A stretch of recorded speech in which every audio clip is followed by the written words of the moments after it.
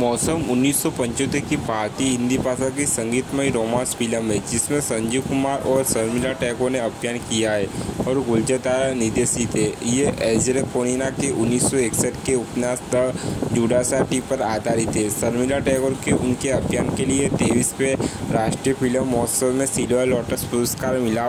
इस फिल्म को दूसरी सर्वश्रेष्ठ पिक्चर फिल्म का पुरस्कार दिया गया है।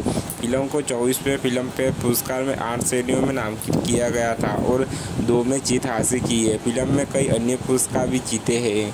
मौसम डॉक्टर अमरनाथ गिल की नाटकीय प्रेम कहानी है जो अपनी मेडिकल परीक्षा की तैयारी के लिए दार्जिलिंग जाते समय स्थानीय चिकित्सक हरिहर थापा की बेटी चंदा से प्यार करने लगता है। फिर उसे अपनी अंतिम परीक्षा के लिए वापस कलकत्ता जाना होगा। वह चंदा से वापस लौटने का वादा करता है, हालांकि वह अपना वादा कभी नहीं निभाता है।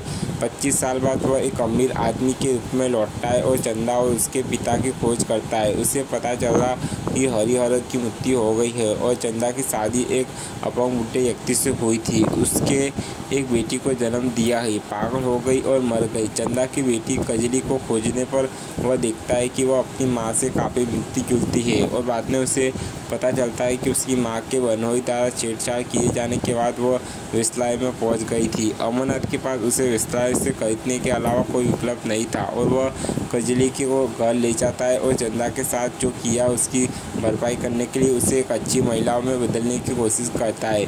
इस बात से अनजान कि अमरनाथ अप्रत्यक्ष रूप से अपनी मां की मौत के लिए जिम्मेदार है। अप्रत्यक्ष रूप से अपनी मां की मौत के लिए जिम्मेदार है। कजली उससे प्यार करने लगती है और एक दिन उसे याद आया कि वह कौन है और कहां से आई है। एक वेश्या के रूप में अपने पुराने आकर्षक कपड़े पहनकर वह अमरनाथ को उसे बाहर निकालने के लिए उकसाती है।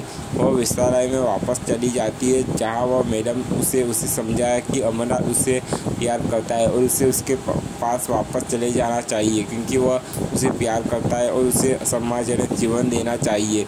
कजली रात में उसे गागा होकर वापस उसके पास जाती है जहां वह उसे गले लगाने की कोशिश करती है। अमरनाथ उसे हमेशा चंदा की प्राकृतिक पुत्री और बेटी के रूप में देखते थे। निराश होकर अमरनाथ ने कजली को बताया वह वही आदमी है जिसका उसकी मां ने इतने वर्षों तक इंतजार किया था और फिर पागल हो गई है। कजली परेशान होकर भाग जाती है। अगली सुबह अमरनाथ अपना सारा सामान पैक करके घर जाने के लिए निकल रहे थे, तभी जंगल में उनकी नज़र कजली पर पड़ती है जिसमें उसकी पीठ के पीछे उसकी बचपन की तस्वीरें छिपी हुई है।